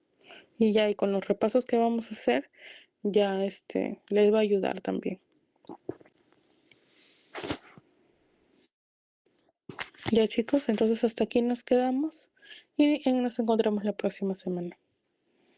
Gracias, doctora. Pues cuídense. Un Gracias, abrazo fuerte, que doctora. tengan una buena semana. Estudien. Ya nos Gracias, estamos doctora. viendo, chicos. Gracias, hasta luego.